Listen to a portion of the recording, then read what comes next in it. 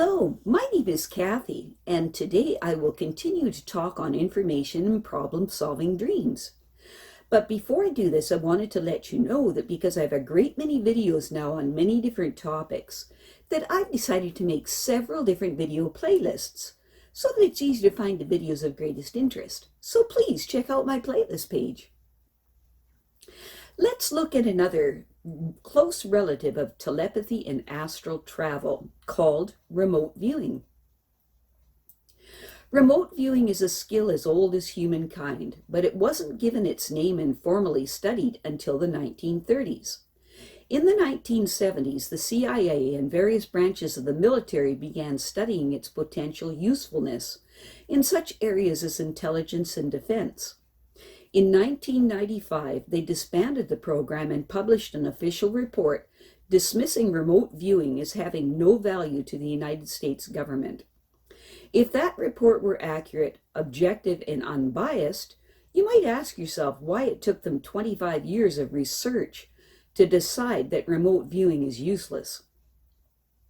This tends to make me think that maybe the government in the end just could not bring itself to endorse something that even vaguely resembled paranormal phenomena. Remote viewing is a skill that allows us to perceive and describe details about a specific item or location that we are separated from by time, distance, or any physical barrier. It varies from telepathy in that there is no real sender whose thoughts are tuned into, and the information we receive is in the form of images, not words. And it varies from astral travel in that our subconscious can explore these remote places or things without ever leaving the body. But with practice at remote viewing, we can, for example, walk down a street in some city halfway around the world we have never been to before, and accurately describe the weather there at that particular moment. Tune in to a loved one's kitchen and see such details as which dishes are in the sink and exactly where any incidental objects are sitting on the counter. Or even view the guests and the seating arrangement of a state dinner at the White House during the Lincoln administration. The key element in genuine remote viewing is validation. Without validation, it's not remote viewing at all. It's just guesswork, logic, or vivid imagination. If I claim to be remote viewing a friend's kitchen and describe 2 dinner plates and 3 coffee cups in the sink, then call my friend and discover that there are no dinner plates and only 1 coffee cup in the sink, I have failed. If I go into breathtaking detail about a Lincoln state dinner at the White House, right down to what everyone was wearing, but historical archives prove an entirely different guest list or seating arrangement, I am doing nothing but making noise. But if I can do a scan of your office, let's say, without your telepathically sending me any information at all, and tell you that there is a tipped-over paperclip dispenser on your desk, beside a framed photo of your 3 children, all of whom are wearing red, and there's a styrofoam container on your green blotter that is a half-eaten tuna sandwich and 1 slice of dill pickle left in it, and you confirm that description after I have committed it to you, that would be a successful remote viewing experience. That is why researchers are so drawn to this particular skill. It's either verifiable or it doesn't count. There is no gray area, no such thing as close enough. That is also why I am a big believer in the importance of practicing remote viewing to help sharpen our accuracy when it comes to remembering and understanding our dreams. Mind you, some dreams actually involve remote viewing. In our example of the woman that dreamt about exploring the planet Mercury could have been mistaken for remote viewing if it hadn't involved such a clear sensation of flying, which made it astral instead. But frankly, when it comes to the journeys we take while we sleep, I don't happen to think it's worthwhile or even very interesting to spend valuable time trying to distinguish between telepathy, astral travel, or remote viewing. However, as a form of mental calisthenics, remote viewing is an easy, fascinating, and even relaxed way to help the conscious mind and the subconscious mind work together as a team, and to improve the communication between the two, since both are important participants in successful remote viewing. The subconscious mind does the actual viewing, but in order for it to be effective, the conscious mind has to tune out its usual noise on command and stay out of the way, so that the subconscious mind can receive a clear signal from the object or location it's focusing on. And while the subconscious mind is doing its work, the conscious mind needs to be able to express what the subconscious mind is receiving, either verbally or through written or sketching, and express it accurately, without interfering or trying to edit the information. Developing this skill can expand the parameters of our perceptions and help our conscious and subconscious minds learn to cooperate with each other so that they can get the most possible value from our dreams and other sleep journeys. Remote viewing is something we can practice every single day if we want, even if we only have a few spare moments when our conscious minds can take a nice, safe break. Wherever you are, as you begin, take a few deep breaths, rhythmic breathing, releasing negativity and self-doubt with every exhalation. If you're sitting, place your hands on your thighs, palms upward in a position to receive. If you're standing, take a moment to simply extend your hands in front of you with the palms facing upward.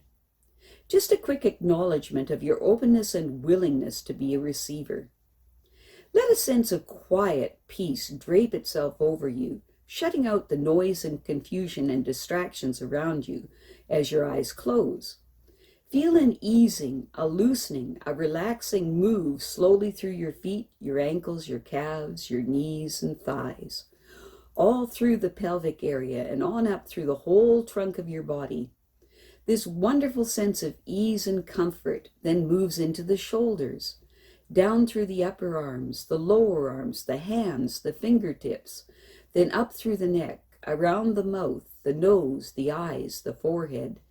Every inhale deepening the relaxation, every exhale cleansing and releasing all stress and anxiety.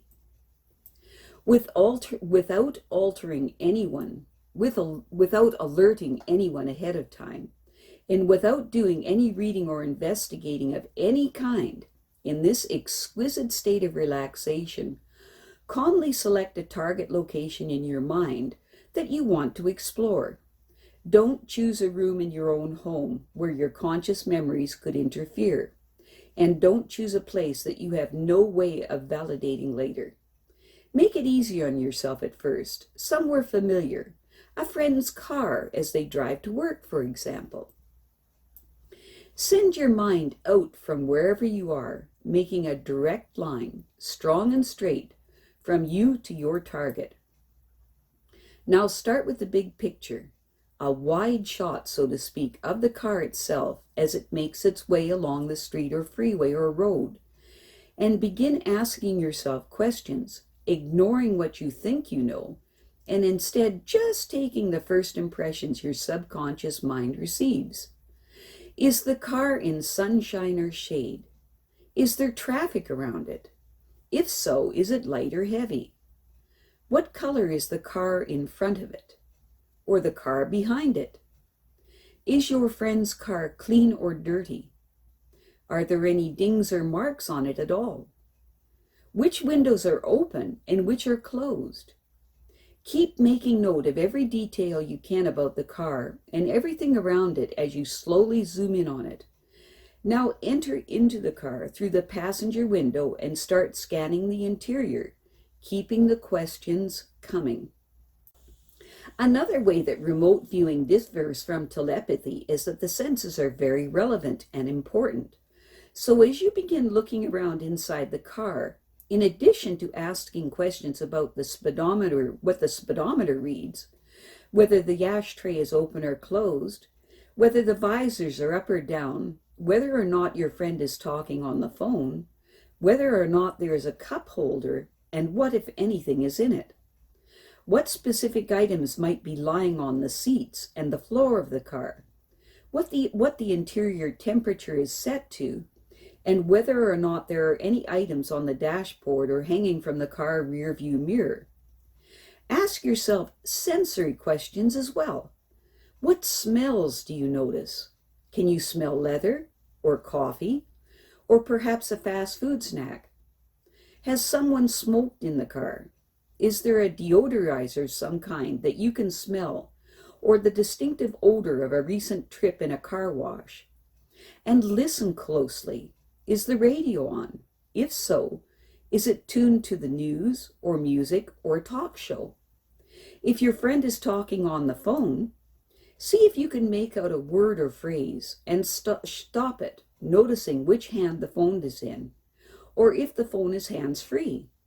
From inside the car, looking through the windshield, notice a few street signs along the way, or turns your friend is taking. Anything you can call your friend later and validate is worth noticing. And if you have paper and pencil handy, make notes or sketches as you go along. The more detailed, the better. Don't get discouraged if your accuracy leaves something to be desired at first. 1 or 2 hits is an accomplishment and a great starting point to work from. And remote viewing really is a skill you will get better and better at the more you practice it. If nothing else, an attention you devote to the connection between your conscious and subconscious mind and the clarity of that communication with each other is guaranteed to help you integrate your dreams into your waking life. I have a great many videos now on many different topics, so I've decided to make several different video playlists so that it's easier to find the videos of greatest interest. So please check out my playlist page. Well, that's it for now. To stay up to date with my latest videos, make sure to subscribe to this free YouTube channel by clicking the red subscribe button right below this video. Take care.